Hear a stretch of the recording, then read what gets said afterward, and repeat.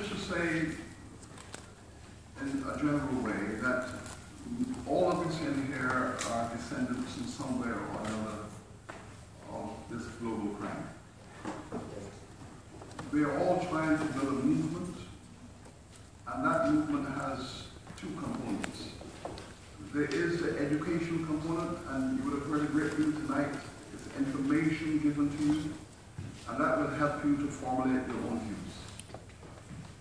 Then there's the issue of action, of legitimate steps you have to take, solidarities you have to build, alliances you have to build, and oftentimes the process of education and the process of organization, sometimes they don't come together. When they do not come together, you get fragmentation, you get division, you get acrimony, you get one group against another group, and before you know it, we are all in shambles. Because we have not put together the education with the organization, and we do not show the discipline that is required to move history forward.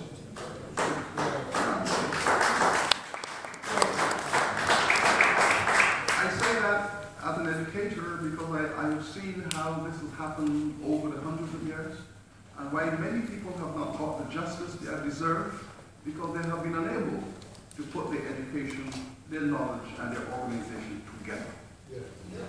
I wish to say about the Rastafari people and where I stand and where the CARICOM Commission answered that question.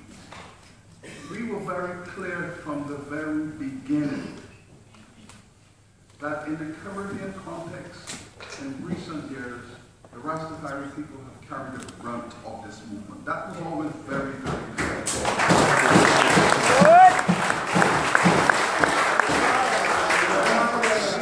We were always very clear on the origins of the Rastafari movement. We were very clear on those people who fought in Ethiopia in the defense of the homeland. We were very clear on those persons coming back to the Caribbean, Jamaica, and creating the Rastafari struggle in the way they did, and building a Rastafari movement in colonial Jamaica, where they were persecuted, they were prosecuted for what they stood for.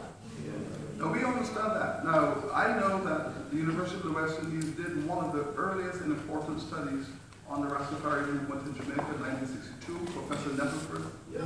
And what they proved then was that the Rastafari movement carried the kernel and the seed of democracy and freedom in the Caribbean, and the persecution should end. Now, the issue in respect of some of the crimes against the Rastafari people in the contemporary Caribbean governments must take responsibility for that. There's no doubt about it. Caribbean governments today must take responsibility for the oppressiveness of their laws and their police practices in respect of Rastafari people. So while we speak of reparatory justice in respect of Britain, our own Caribbean governments have cases to answer. And we are not saying that one forecloses on the other. Justice overseas and justice at home must take place simultaneously. Hey!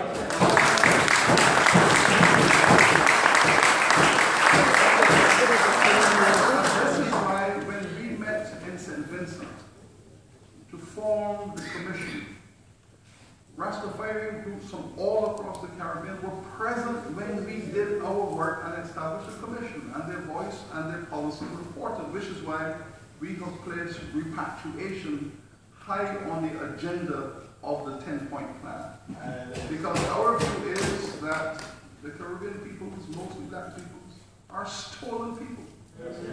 And stolen people have a right to be returned from whence they came. Now, we have all visited Ethiopia, we have visited Shashamani, we have seen the efforts to resettle 35,000 people there in Shashamani. We have examined the laws in Ghana, in Senegal, in Gambia, in South Africa that are making efforts to create a fund for repatriation. But what we also said, that in the reparations conversation, the British government has a responsibility to establish that fund to enable those who wish to return to return and to be settled in a way that they become functional citizens in the places of which. But those are the issues that will be part of the conversation. And that's how I imagine this. Now, going forward, as a historian, I can only speak of what I know about the past. In 1823, Thomas Buxton brought the Emancipation Bill into this House. And in that provision, in that presentation to this House, he said the African peoples who have been enslaved should be compensated for their enslavement. That was in the presentation of Thomas Buxton in this Parliament in 1823. Over the next 5 to 6 years, that provision was exercised out of his thinking and removed from the conversation. So that between 1823, when it was introduced, and 1833, when the Act was passed, compensation for the enslaved was removed, and compensation for the enslavers was added. Wow. And you need to understand why that happened. Despite the efforts of the Caribbean enslaved people to insist that the provision for their own reparations be included in the Emancipation Act, it was excluded because they had no voice in this House. Yeah. Other than Buxton, and to some extent Clarkston, they had no voice in this House to win that case for them. And that clause was taken out of the provision, and we got an uncompensated emancipation. Now, we now have in this House at least a dozen black people. There weren't black people in the British Parliament in 1823 or 1833. But now there are descendants of the enslaved in both houses of this Parliament.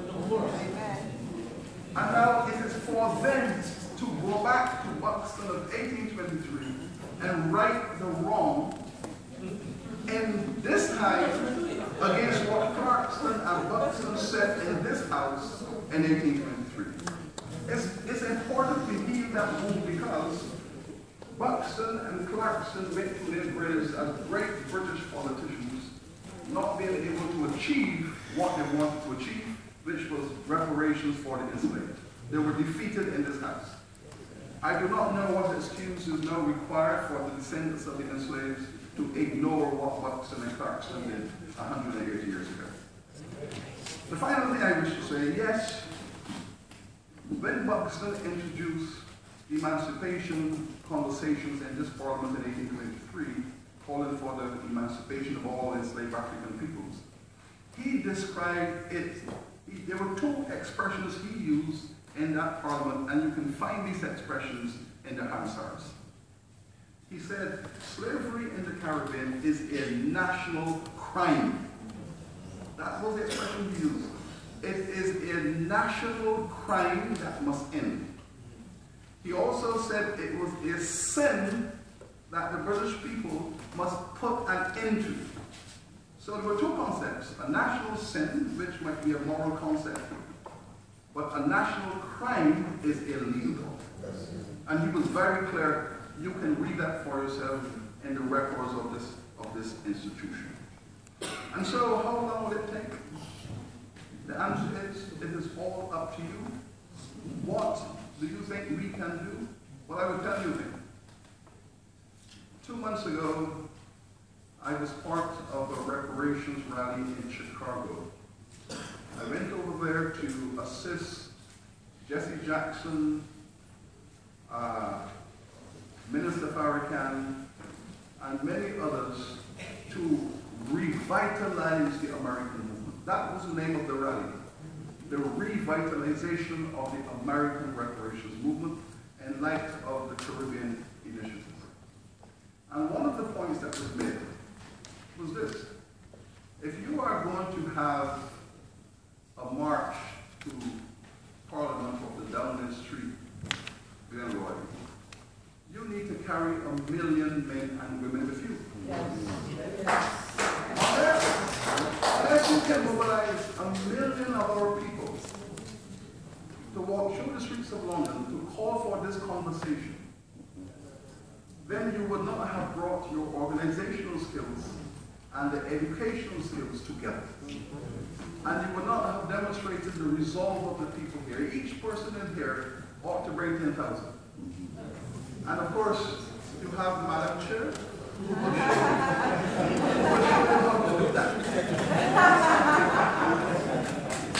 The final point relates to the question of the Caribbean elites. We know that the elites of our societies today are, in most cases, not in all cases, but in most cases, they are the descendants of our ancestors.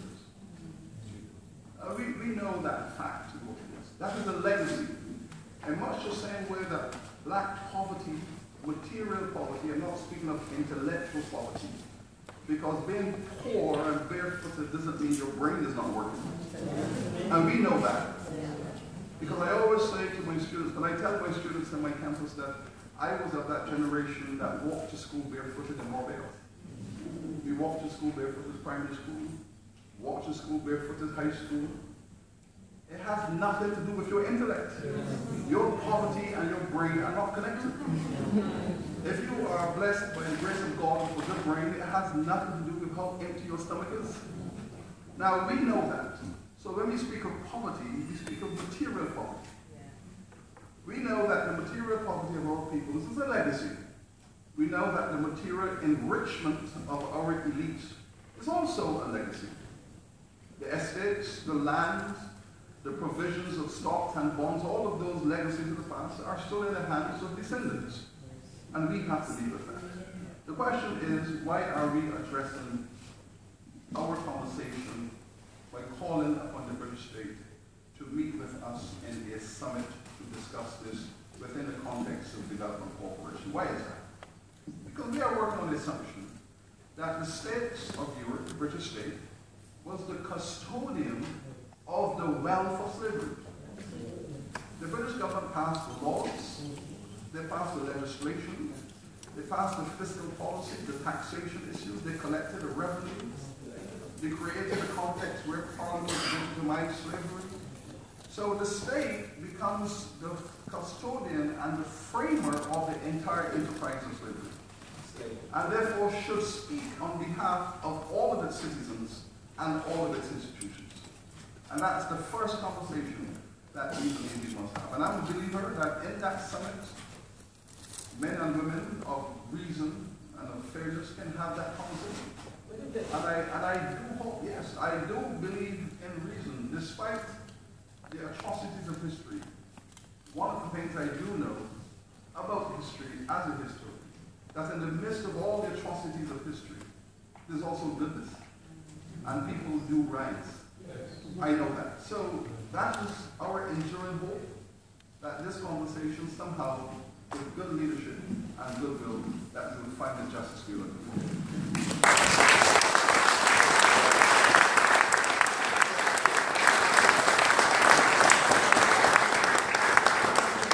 I'd love to try to all the together and put it close.